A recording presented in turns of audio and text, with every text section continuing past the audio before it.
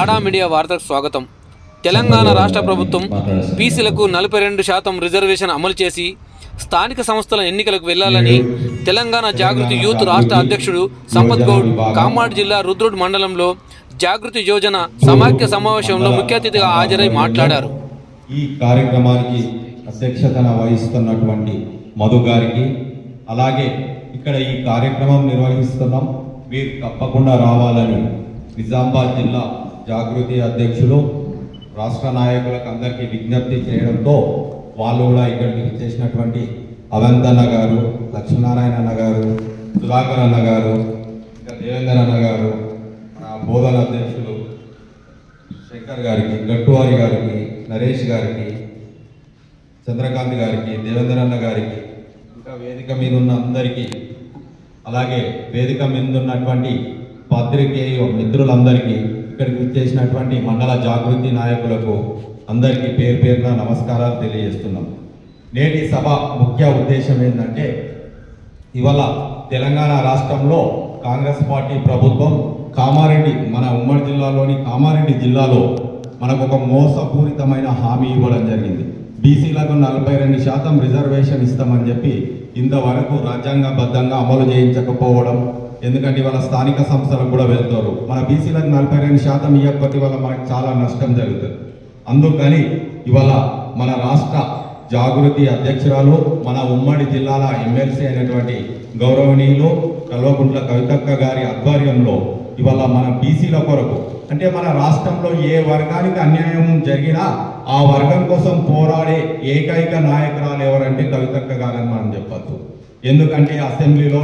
Doctor Babasaheb Ambedkar గారి విగ్రహం పెట్టుట కావచ్చు, ఆనాడు ఢిల్లీలో మహిళా బిల్లు కొరకు కావచ్చు, నేడు పూలే విగ్రహం కూడా అసెంబ్లీలో పెట్టాలని కొట్లాడడం గురించి కావచ్చు, ఇట్లా ప్రతి సమస్య మీద పోరాటం చేస్తోందంటే ఒక కవితక్క గారే. ఇవాళ బీసీలకు కూడా, అక్కగారు ఓసీ బిడ్డ అయినప్పటికీ కూడా బీసీలకి ఇలా చాలా పెద్ద ఎత్తున అన్యాయం జరుగుతుందనే ఉద్దేశంతో ఇప్పుడు వీళ్ళు కాంగ్రెస్ పార్టీ వాళ్ళు అసెంబ్లీలో ఒకటే బిల్లు పెట్టి చేతులు దొరుకుతుందామని చూస్తే, ఆ రోజు అక్కగారు అట్లా ఆ విధంగా చేయొద్దు, అది రాజ్యాంగంగా కరెక్ట్ కాదు, 3 బిల్లులు పెట్టాలని కొట్లాడింది. దాని ఫలితంగా వాళ్ళు చివరికి 2 బిల్లులు పెట్టి అసెంబ్లీలో బిల్లు ప్రవేశం పెట్టడం జరిగింది. ఈ బిల్లుని ఇంతవరకు ముఖ్యమంత్రి గారు ఢిల్లీ అఖిలపక్షాన్ని తీసుకెళ్లి అక్కడ కేంద్ర ప్రభుత్వాన్ని ఒప్పించి మనకు రాజ్యాంగపరంగా రిజర్వేషన్ కల్పించాల్సిన బాధ్యత తీసుకోవాలి. కానీ ఇంతవరకు అమలు కాకపోవడం, స్థానిక సంస్థలకు వెళ్ళడం, ఇదంతా చాలా విడ్డూరంగా ఉంది. కాబట్టి వాళ్ళ అక్కగారి అధ్యయనం ఈరోజు మన తెలంగాణ జాగృతి వ్యవస్థాపక అధ్యక్షురాలు, మన నిజామాబాద్ ఉమ్మడి జిల్లా స్థానిక సంస్థల ఎమ్మెల్సీ, మనందరి ఆత్మీయ సోదరి, తెలంగాణ రుద్రమ, మన కవితక్క గారి యొక్క ఆదేశానుసారము ఈ రుద్రూరు గ్రామంలో యువజన సమాఖ్య అనేటువంటి ఒక చక్కటి సంకల్పంతో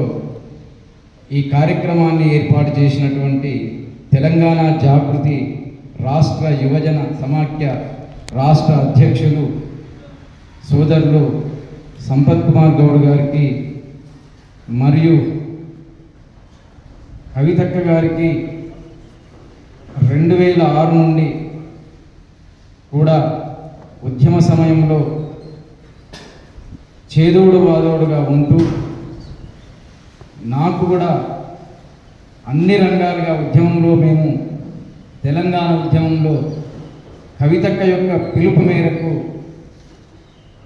ప్రతిరోజు కూడా జిల్లా వ్యాప్తంగా, ఉమ్మడి జిల్లా వ్యాప్తంగా ఎక్కడ ఏది ఆదేశిస్తే ఆ కార్యక్రమం మేమిద్దరం రామలక్ష్మణులాగా పనిచేయడం జరిగింది. అటువంటి కవితక్క గారికి ఒక హనుమంతుల్లాగా ఉన్నటువంటి మన జాగృతి జిల్లా అధ్యక్షులు అవంతి గారికి, మరియు అన్నగారు దర్శనం దేవేంద్రన్న గారికి, శంకరన్న గారికి, గట్టువారి కృష్ణ గారికి, మరి చంద్రకాంత్ గారికి, ప్రతి ఒక్కరికి, మన రుద్రూరు జాగృతి మధు అధ్యక్షుల గారికి, ప్రతి ఒక్కరికి ఇక్కడికి ఇచ్చేసినటువంటి సోదరులందరికీ తెలంగాణ ఉద్యమాభివందనాలు తెలియజేస్తూ, ఎందుకంటే కవితక్క గారు మీరు ఏది తీసుకున్నా కూడా గతంలో తెలంగాణ ఉద్యమంలో తెలంగాణ సంస్కృతి సాంప్రదాయాల్ని కాపాడుకుంటూ తెలంగాణ రాష్ట్ర సాధనలో ముఖ్యంగా ప్రధానమైనటువంటి పాత్ర పోషించినటువంటి సంస్థ ఏదైతే ఉంది అంటే అది తెలంగాణ జాగృతి అని చెప్పడంలో ఎటువంటి సందేహం లేదు, అతిశయోక్తి లేదు. అలా మనం తెలంగాణ రాష్ట్రాన్ని సాధించుకొని మన తెలంగాణ రాష్ట్రాన్ని సాధించుకున్న తర్వాత తెలంగాణ జాతిపిత మన కేసీఆర్ గారి నాయకత్వంలో మళ్ళీ వారు ముఖ్యమంత్రి అవ్వడం, మనం 10 సంవత్సరాల పాటు నిజంగా తెలంగాణ రాష్ట్రాన్ని సస్యశ్యామలం చేయడం, ఎక్కడ చూసినా కూడా ప్రకృతి ఎంతో శోభాయమానంగా ఎన్నో ప్రాజెక్టులు నిజంగా